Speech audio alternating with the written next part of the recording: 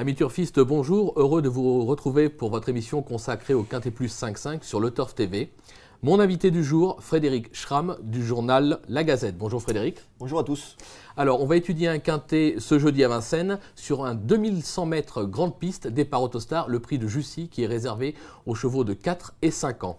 Au sommaire de notre émission, l'analyse du Quintet Plus 5-5, la stat de la course qui je pense sera riche d'enseignements, le prono du consultant sans oublier le ticket de Frédéric.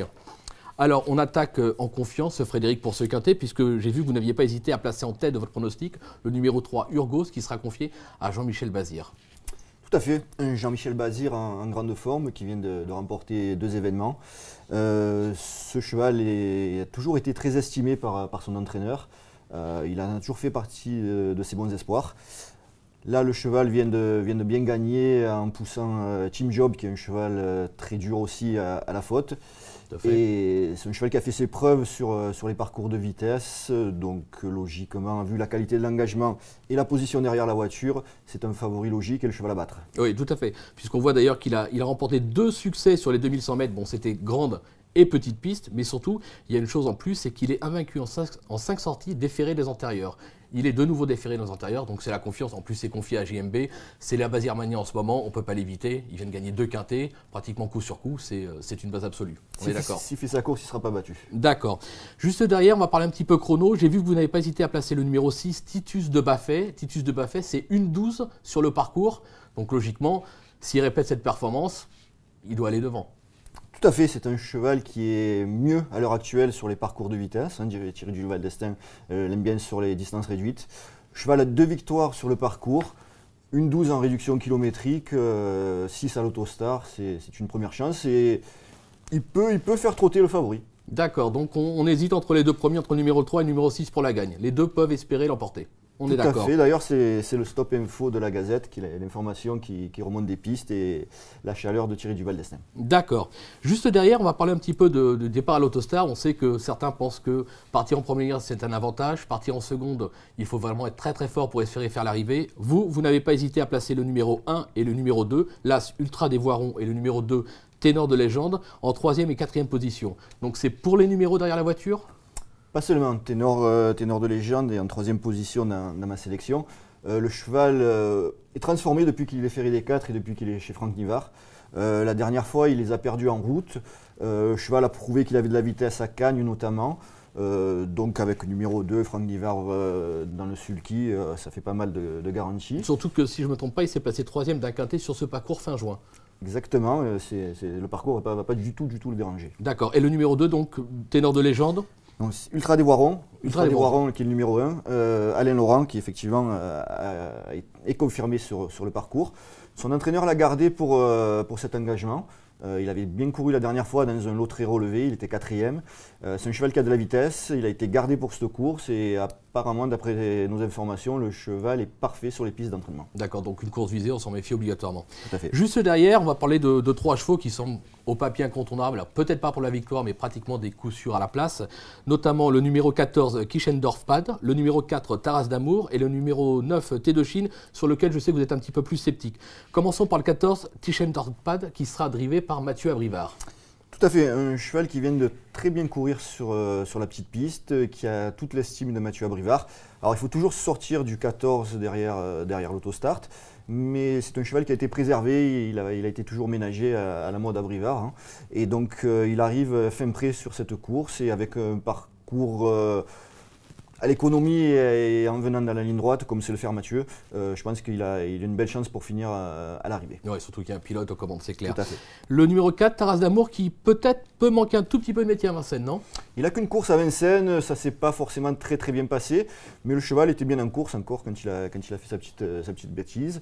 Donc c'est un cheval qui en province a des lignes intéressantes, il a battu de bons chevaux, il a fait jeu égal avec de bons chevaux qui auraient des premières chances s'ils étaient au départ de cette épreuve. Je pense qu'il va se faire petit à petit à la grande piste de Vincennes et d'ores et déjà il a sa place à l'arrivée d'une telle épreuve. On le rachète sur ses premiers pas, un petit peu décevant, d'accord. Et le 9, Thé de Chine. Thé de Chine, c'est un bon cheval. Alors moi, ce qui m'embête un petit peu avec celui-là, c'est qu'il a le 9 à l'autostart justement. C'est pas un cheval qui est forcément confirmé sur les parcours de vitesse, donc il risque d'être un petit peu débordé en partant. Alors qu'est-ce qu'on va faire? Est-ce qu'il faut partir vite au risque de prendre le galop? Est-ce qu'il va falloir reprendre et à ce compte-là se retrouver un petit peu loin? Pour qu'il puisse revenir vraiment, il faudrait qu'il y ait une course qui soit très sélective et auquel cas il pourrait effectivement revenir. Mais j'ai un petit doute plus sur le numéro 9 que sur son aptitude au parcours. D'accord. J'ai vu qu'après, vous n'hésitez pas à tenter un coup de poker. Vous avez mis le numéro 7, Taureton Jet, qui ne sera pas le cheval de tout le monde. Alors, il sera drivé par l'excellent cash driver Pierre Vercuis. Qu'est-ce que vous nous en dire? Bon, c'est une pure souche du bois, hein. Cocktail Jet, Libola Jet. Écoutez, moi j'étais un petit peu surpris qu'il soit autant délaissé dans la presse par mes confrères. Je vois pas ce qu'on peut lui reprocher, si ce n'est qu'il soit très régulier et qu'il fasse toutes ses courses. Donc la dernière fois, écoutez, il a été accroché à 50 mètres du but alors qu'il était à la lutte avec Thé de Chine hein, pour une place. Le cheval aurait fini beaucoup plus près de lui.